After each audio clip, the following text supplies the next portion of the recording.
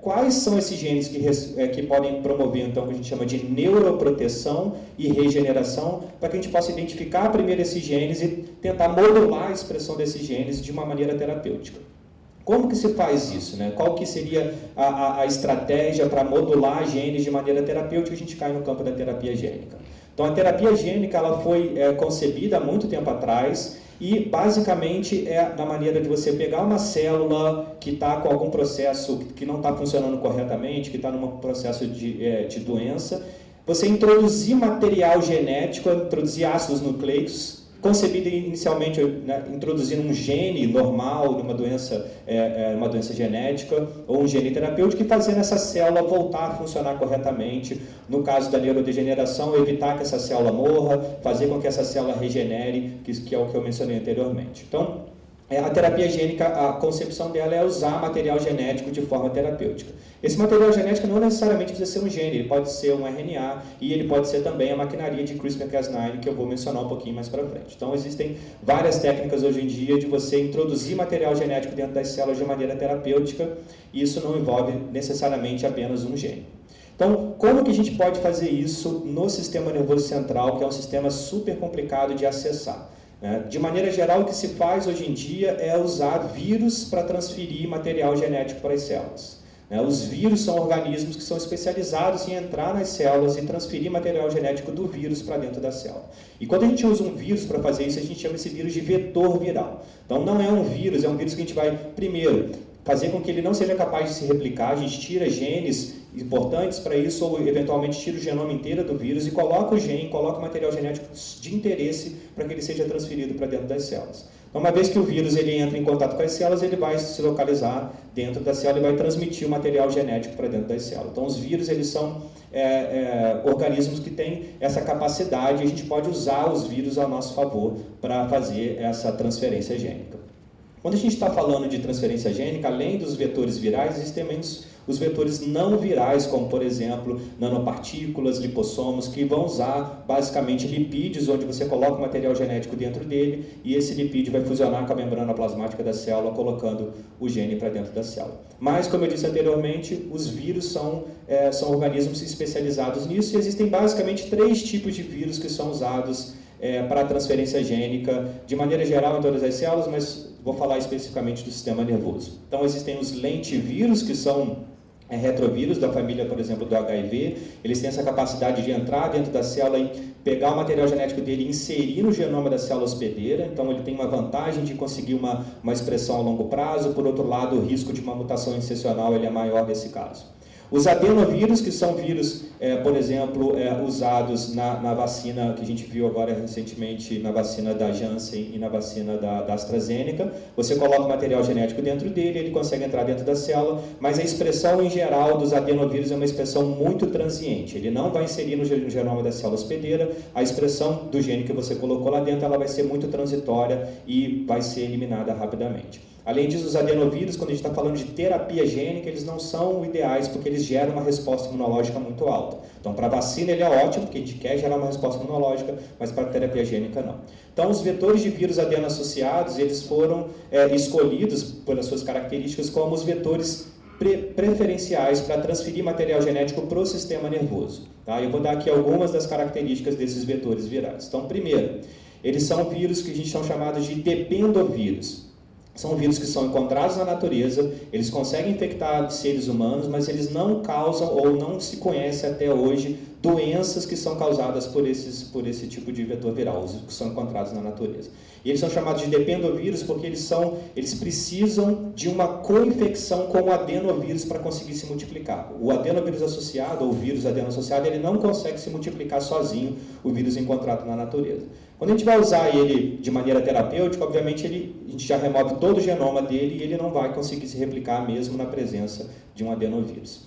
Ele é um vírus também não envelopado, ou seja, ele só tem um capsídeo proteico, isso é relativamente tem uma vantagem boa, porque vírus envelopados, em geral, eles causam uma resposta imunológica maior. Eles têm um diâmetro relativamente pequeno, de 25 nanômetros, o que facilita o espalhamento dele no tecido, dependendo da rota de entrega desse vetor viral. Ele tem duas características que são características que prejudicam o uso desse vetor viral para a terapia gênica. Primeiro, ele é um vírus de DNA de fita simples, o que faz com que, de uma vez que ele entre dentro da célula, primeiro vai precisar fazer a fita complementar do DNA para então sintetizar o RNA mensageiro e a proteína, no caso, se for uma proteína que você quiser superexpressar. Então, o tempo demora um pouquinho até expressar o transgênio. E ele tem um genoma muito pequeno, o máximo que você pode colocar dentro dele são 5.000 pares de bases. Ou seja, se você quiser colocar um gene que é muito grande, não vai caber nesse vetor viral. Você pode usar 2 vetores virais, complementar, ou você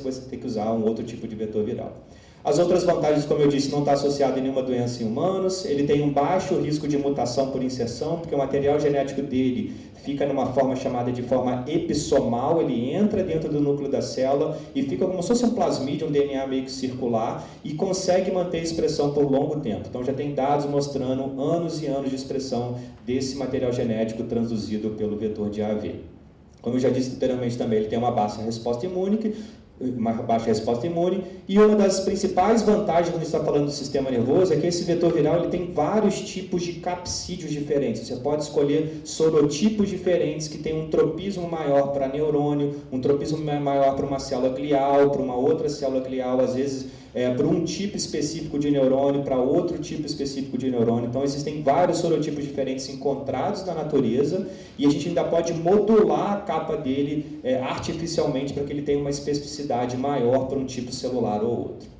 Aqui, basicamente, o que você precisa colocar dentro desse vetor, no mínimo, você vai ter que colocar o transgene, se você quer colocar, superexpressar um gene, uma sequência promotora, que vai levar à expressão desse gene, uma sequência de poli-A, e a única sequência viral que permanece são essas duas sequências pequenas, chamadas de ITR, que são importantes durante a produção do vírus, para que as proteínas do capsídeo consigam reconhecer esse material genético, encapsulem isso e formem a partícula viral durante o processo de produção desses vetores. Bom, se você quer usar esse vetor como terapia gênica em humanos, você precisa entregar esses vetores numa região específica de acordo com o alvo que você quer atingir. Então, existem várias maneiras, possíveis rotas de entrega desse vetor viral. Quando a gente está falando de doenças oculares, uma injeção intraocular, que pode ser no vítreo ou atrás da retina, subretiniana. A gente está falando no encéfalo, essa injeção pode ser no parênquima, pode ser nos ventrículos, pode ser na cisterna, pode ser intratecal. E se você quer uma injeção, se você quer pegar um número mais disseminado de células, uma coisa mais ampla, você vai para uma injeção intravenosa. Então, isso vai depender do tipo de vetor viral que você está usando, de qual capsídeo que ele está presente e de quais neurônios ou quais células gliais, em qual área do sistema nervoso você quer atingir. Então, essas diferentes rotas, junto com os capsídeos e os promotores que você pode escolher, essas três características, isso pode dar uma especificidade muito alta em qual célula você quer que aquele material genético entre e seja expresso. Eventualmente, se você escolhe um capsídeo e uma rota de entrega que pegue regiões que não te interessam, você pode escolher um promotor que só seja expresso naquela célula específica. Mesmo que esse vetor viral ele entre numa célula que não te interessa, ele não vai ser expresso lá, porque o promotor, você pode escolher um promotor que seja específico. Seja um promotor, por exemplo, de neurônio, um promotor de neurônio excitatório, um promotor de neurônio inibitório, um promotor de astrócito, um promotor de micróglio e assim por diante. Então, você tem uma especificidade muito alta quando a gente está falando desse tipo de vetor viral. Então, no meu grupo de pesquisa, falando rapidinho, o que a gente faz lá no laboratório é tentar estudar esses 3 parâmetros que eu falei: degeneração axonal, sobrevivência neuronal e regeneração axonal. Então, a gente usa esses vetores virais para modular genes e RNAs não codificantes para estudar o papel desse material genético nesses processos. Então, a gente usa basicamente modelos in vitro de cultura neuronal para estudar processo de crescimento desses prolongamentos, regeneração dos prolongamentos e também morte neuronal. E usamos 2 modelos em vivo, todos os modelos, né, pesquisa básica, a gente viu várias palestras aqui falando em humanos, tratamento, aqui eu estou falando só de pesquisa básica no laboratório, um modelo em vivo de lesão de medula espinhal em roedores, onde a gente injeta esses vetores em regiões diferentes do cérebro, onde tem neurônios que projetam para a medula espinhal, por exemplo aqui no núcleo rubro espinhal, e depois faz uma lesão na medula espinhal e vê se esses neurônios sobrevivem a essa lesão, se os axônios degeneram, se os axônios regeneram e assim por diante. Com isso a gente vai conseguindo identificar quais genes são importantes para esses diferentes processos. E o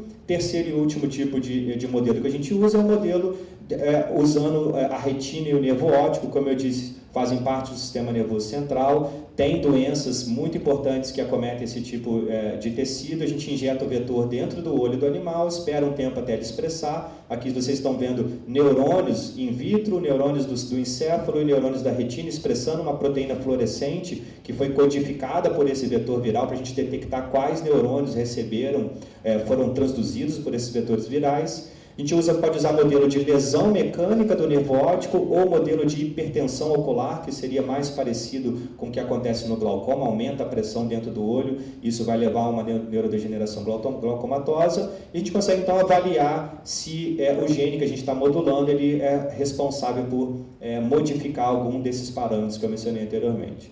Então, mostrando aqui rapidamente um dos dados que a gente publicou recentemente junto com o grupo da Alemanha, onde eu fiz o pós-doutorado.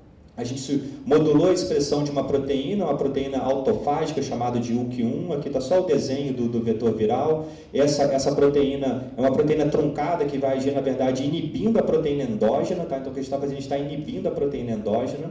A gente usou um promotor específico de neurônio, ou seja, mesmo que o vetor viral entrasse numa célula glial, ele não ia expressar aquele transgênio, porque aquele promotor só é ativado em neurônios. E a gente mostrou, vou mostrar aqui só um dos resultados, a gente injetou o vetor no olho dos animais, 3 semanas depois a gente fez uma lesão do nervo óptico e fomos analisar a degeneração dos axônios, ou seja, aquele evento mais precoce que acontece no processo neurodegenerativo.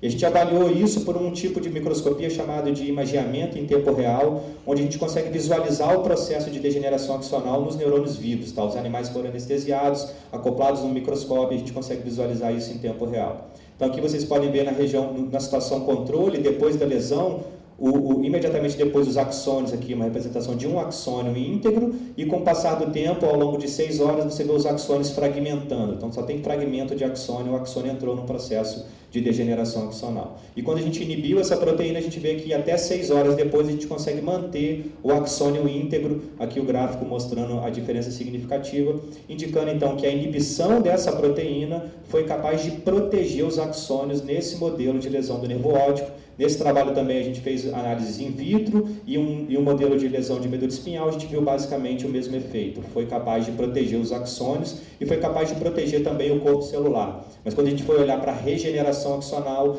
esse gene especificamente não teve efeito significativo na regeneração axonal. Então parece que a inibição dele tem mais um efeito neuroprotetor. Se a gente consegue bloquear o processo de degeneração, mas não consegue fazer o neurônio regenerar novamente. Então, esse vetor viral, aqui estou mostrando dados de ciência básica, eu falei um pouquinho sobre a grande relevância desse vetor, ele é muito usado em testes clínicos de terapia gênica para o sistema nervoso. A gente roda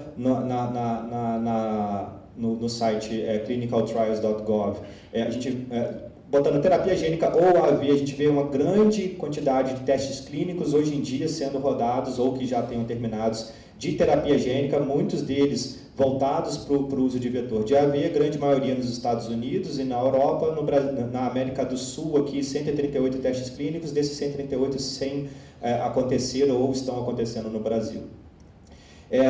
Quando a gente está falando desses testes clínicos aqui, mostrando aqui algumas doenças neurológicas que eu não mencionei anteriormente, então a gente está vendo aqui Alzheimer, Parkinson, esclerose lateral amiotrófica, atrofia muscular espinhal e a doença de Hunt. Então, os testes clínicos usando vetor de vírus adeno-associado começaram lá mais ou menos na década, no início dos anos 2000 e até hoje você tem muitos testes clínicos acontecendo de terapia gênica usando esse tipo de vetor para tentar tratar doenças neurodegenerativas.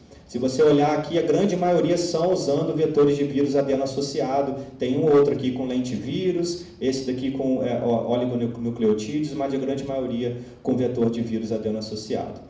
E mostrando que esse vetor ele tem uma importância clínica, a gente tem aqui 2 exemplos de medicamentos biológicos aprovados nos Estados Unidos, na Europa e no Brasil, usando esse tipo de vetor para doença neurológica. O primeiro deles aqui é a Luxturna, que é para tratar uma doença chamada de amaurose congênita de Leber. É uma doença que é uma doença monogênica, quer dizer, a grande maioria dos pacientes eles sofre uma mutação, um gene chamado de RBS65, isso vai levar primeiro a um mau funcionamento dos fotorreceptores, que é um tipo de neurônio que tem na retina, e posteriormente esses fotorreceptores eles entram num processo de degeneração, de neurodegeneração. Então, essa terapia gênica, ela usa um vetor de AAV do tipo 2, e que ele superexpressa esse gene RBS65 normal, ou seja, não mutado, é feita uma injeção subretiniana, ou seja, atrás da retina no olho do paciente. Isso foi capaz de bloquear a progressão da doença. Posteriormente se viu que ela chegou a voltar a progredir. Os testes clínicos ainda estão em andamento para tentar melhorar esse medicamento, mas é um exemplo clássico de um dos primeiros medicamentos de terapia gênica aprovados no Brasil para a doença. Na verdade, é o primeiro aprovado no Brasil para a doença neurológica, foi aprovado em 2020. O outro exemplo é o Zolgensma, que é para a doença para esclerose, fugiu na minha cabeça, atrofia muscular espinhal, que é uma doença causada por uma mutação no gene SMN, que vai levar a uma produção insuficiente da proteína codificada por esse gene e leva à morte de neurônios motores, tá? Neurônios motores que estão na medula espinhal e que projetam seus axônios para as células musculares. Então, essa é uma doença extremamente grave. Na forma mais grave delas, as crianças não passam de 2 anos de idade, elas vão a óbito por insuficiência cardiorrespiratória, vai perdendo o primeiro movimento dos membros inferiores, progredindo para os membros superiores, até que afeta os neurônios motores que inervam o diafragma, ou ela vai sobreviver numa máquina, ou ela vai a óbito. Então, essa terapia gênica, ela usa também o vetor de AAV, do sorotipo 9, nesse caso, e é uma injeção intravascular, ou seja, para disseminar no corpo todo, já que esses neurônios eles estão localizados em várias regiões da medula espinhal, não é numa região específica, como nesse caso aqui. E esse vetor viral ele expressa o gene normal que está mutado nessa doença.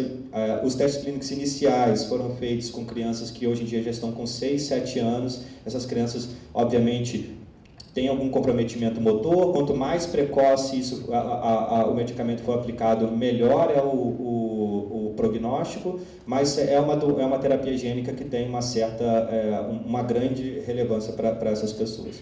Então, mostrando aqui só 2 exemplos, inclusive esse medicamento é o medicamento considerado o medicamento mais caro do mundo. No Brasil, ele custa aproximadamente 10 a 12 milhões de reais. Então, comercializado pela Novartis. Então, a gente tem um problema muito grande, porque são doenças raras, que gastou-se muito dinheiro nos testes clínicos para chegar nesses medicamentos, e você tem poucos pacientes para poder administrar.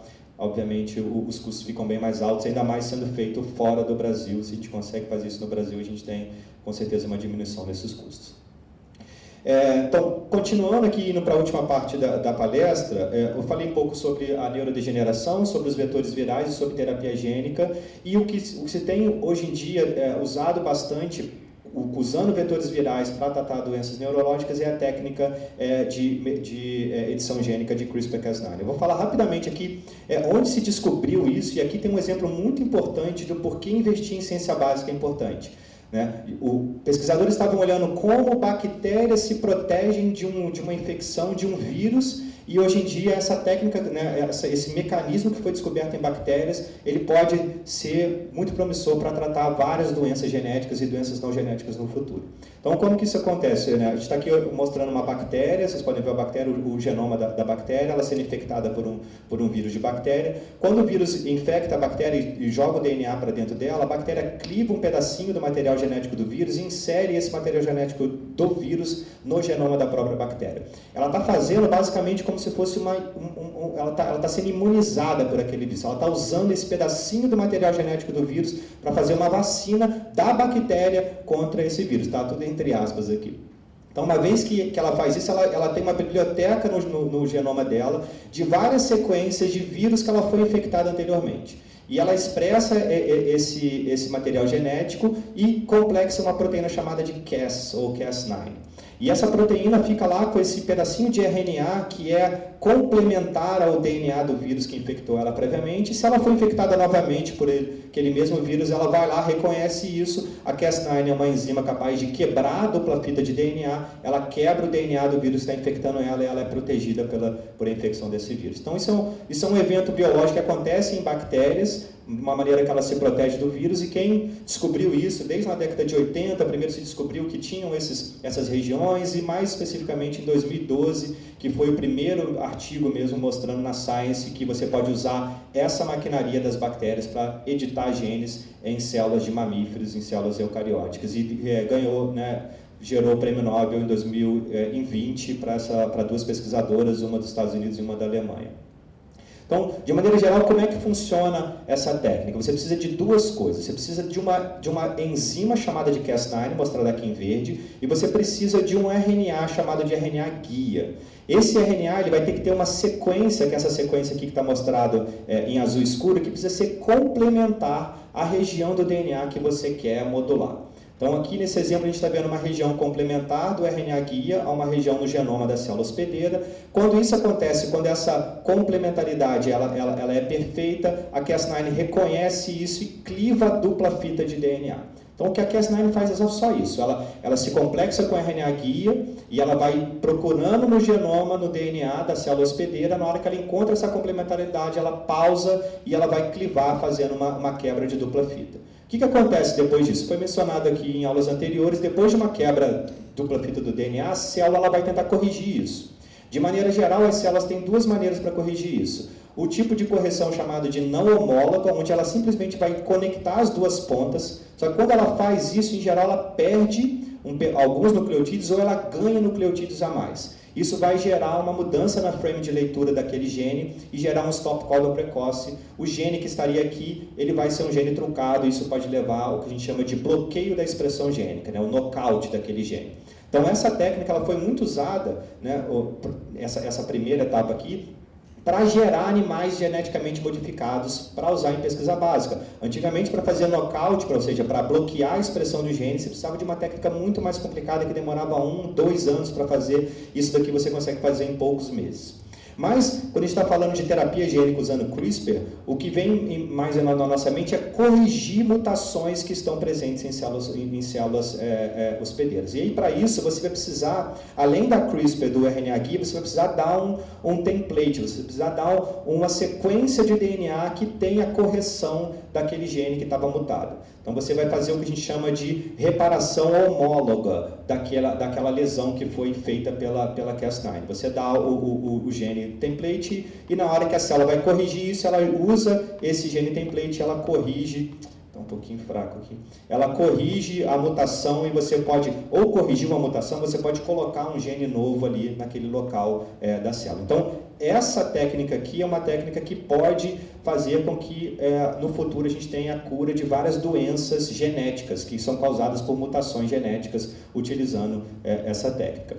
Mas a técnica de CRISPR-Cas9 ela não é só fazer knockout ou corrigir a expressão gênica. Hoje em dia a gente tem várias outras possibilidades para essa técnica. Eu vou falar rapidamente aqui, não vou entrar em muitos detalhes, mas foi falado também aqui em aulas anteriores, as mudanças epigenéticas, metilação, acetilação de histonas e metilação do DNA. Então você pode usar o que a gente chama de dead Cas9, ou seja, a Cas9 que não é capaz de clivar, de fazer quebra da dupla fita, ela só consegue, ela faz o complexo, ela vai lá lendo o genoma da célula hospedeira, quando ela encontra uma complementariedade do RNA guia, ela para naquele local. E você coloca junto, complexado com a Cas9, por exemplo, enzimas que têm capacidades diferentes. Então, se eu quero acetilar uma histona, eu coloco pregado junto, eu colo na Cas9 uma acetiltransferase, ela vai acetila a histona naquela região específica que você queria. Eu quero acetilar as histonas daquele que estão lá naquele gene X, eu vou lá e consigo acetilar as histonas naquele gene X. Então você pode também botar DNA metiltransferase para metilar o DNA, você pode complexar com a Cas9 proteínas ativadoras transcricionais, fatores de transcrição, você pode bloquear sítios de promotores de um gene que você quer bloquear a expressão dele, então você desenha Cas9 para sentar ali na região promotora daquele gene e impedir que aquele gene seja expresso. Você pode botar ali um fator de transcrição repressor para que ela possa reprimir a expressão do gene. E por fim aqui, você pode colocar um ativador que seria similar a esse daqui, mas tem algumas diferenças um pouco mais detalhadas, que a gente não precisa entrar em detalhes, em que você pode ativar a expressão do gene. E essa técnica aqui é uma das técnicas que tem sido muito feita hoje em dia, porque você evita de que, quando isso daqui acontece, você pode levar a um processo que a gente chama de off-target, você acabar levando quebra de dupla fita em regiões que não são tão específicas assim. Existem vários trabalhos tentando fazer com que essa especificidade seja realmente da maneira que se precisa, mas essa maneira de você ativar o gene sem quebrar o gene, você evita mutações, possíveis mutações em erros que possam acontecer nessa técnica. Bom, falando de sistema nervoso, usando toda essa maquinaria de Cas9, da CRISPR-Cas9, o que você pode fazer para tentar tratar doenças neurológicas? Então, eu falei anteriormente que em doenças neurodegenerativas, proteger os neurônios da morte, fazer com que os axônios cresçam é importante. Aqui estão algumas das estratégias que podem ser feitas. Quando a gente está falando de mudança no comportamento da célula, é o que eu falei anteriormente, né? Aqui estão dando outros exemplos de proliferação, né, aplicados a outros tipos de doenças, migração, maturação das células, diferenciação, mas também o que eu falei anteriormente, proteger os axônios das células, fazer com que aquela célula não morra, fazer com que aquele axônio regenere. Você pode lançar a mão da técnica de CRISPR-Cas9 para isso. Outra importante estratégia terapêutica, quando a gente está falando de doenças neurológicas, é tentar mudar a célula. Então, é o que a gente chama de reprogramação celular. Você tem uma neurodegeneração em que neurônios estão morrendo numa certa área do cérebro, mas você está cheio de astrócito lá, uma célula glial. Você pode modular o vetor viral junto com a maquinaria de CRISPR-Cas9 para transformar, por exemplo, um astrócito em um neurônio e fazer com que aquele neurônio, aquela população de neurônios que estava sendo perdida, seja recolocada ali naquele local. E por fim, né, que é o clássico aqui, é fazer as correções ou edição gênica em doenças monogênicas, ou seja, em doenças causadas por mutações. Então são 3 tipos diferentes de estratégias para tentar tratar ou tentar uma terapia para doenças neurológicas. Só que isso tem vários desafios para acontecer. Primeiro, você precisa entregar essa maquinaria da CRISPR-Cas9 no sistema nervoso, que é relativamente difícil. Então, a maneira mais usada hoje em dia é o vetor de vírus adeno-associado, como eu mencionei anteriormente. O problema principal é que o gene da Cas9 é muito grande. E o vetor viral, como eu disse, ele é pequeno. Então você precisa conseguir colocar, hoje em dia tem algumas variantes da Cas9 que são um pouco menores e você consegue colocar no vetor viral, mas se você quiser botar, por exemplo, junto com a Cas9 algum desses ativadores aqui, alguma dessas enzimas, isso vai ser um problema, porque se as enzimas forem muito grandes, isso não vai caber no vetor de vírus adeno-associado, e aí você vai ter que precisar usar um outro tipo de vetor que não tenha a mesma segurança do vírus adeno-associado, para que você consiga chegar com níveis suficientes e com uma especificidade grande daquele material genético nessas células. Um outro problema que precisa ser abordado é você garantir a inserção ou a correção, quando a gente está falando da maquinaria de edição gênica, que seja eficiente em células pós-mitóticas. Neurônios são células pós-mitóticas que não têm uma capacidade muito grande de fazer a recombinação homóloga. A recombinação homóloga ela acontece muito mais em células que estão se multiplicando, em células que estão se proliferando. Então, ali nessas células é mais fácil, mas quando a gente está falando de neurônios, é mais difícil fazer a recombinação homóloga para corrigir os genes. Então, a gente teria que usar mais as técnicas de modulações sem precisar quebrar a dupla fita de DNA. E, por fim, sempre preocupação ética e de segurança precisa ser abordada. Então, para finalizar nesse sentido, recentemente, um grande grupo de pesquisadores do ICB e de várias outras instituições no estado de Minas Gerais, a gente ganhou um financiamento da FAPEMIG no edital do ano passado para construir aqui no ICB um centro de produção de vetores virais para tentar aplicar essa terapia de CRISPR-Cas9 em modelos de doenças neurológicas. Então, esse projeto foi coordenado pelo professor Paulo Caramelli, da Faculdade de Medicina, e por mim. Os objetivos desse projeto, que está no início ainda de implementação, a gente ainda está na fase de compra dos equipamentos, primeiro é montar uma infraestrutura para produzir os vetores de vírus adeno associado. Esses vetores não tem nenhum lugar no Brasil que tenha a capacidade de produzir esses vetores em alta qualidade. Por exemplo, os vetores que eu uso no meu grupo de pesquisa são importados da Alemanha ou precisam ser importados dos Estados Unidos. E nas universidades dos Estados Unidos existem vários que a gente chama de vector cores. São regiões, são laboratórios dentro da universidade que produzem esses vetores e vendem esses vetores para outras instituições, para outros pesquisadores, para fazer pesquisa básica. Tá? Aqui eu estou falando de pesquisa básica, a gente não tem capacidade, nem vai ter capacidade no curto intervalo de tempo de produzir esses vetores para testes clínicos. Eventualmente, para um lote piloto, para um teste clínico inicial, isso pode até acontecer no futuro. Então, a ideia inicial é construir essa infraestrutura para produzir esses vetores e aplicar a tecnologia de CRISPR-Cas9 em modelos pré-clínicos de doenças neurológicas. Então, dentre as doenças neurológicas que a gente vai abordar nesse projeto, inclui Alzheimer, neurodegeneração glaucomatosa, síndrome de Dravet, que é um tipo de epilepsia de causa genética, onde ocorre uma mutação no único gene, e doenças neuropsiquiátricas também vão ser abordadas, além da neuropatia periférica causada pela doença da Hanseníase.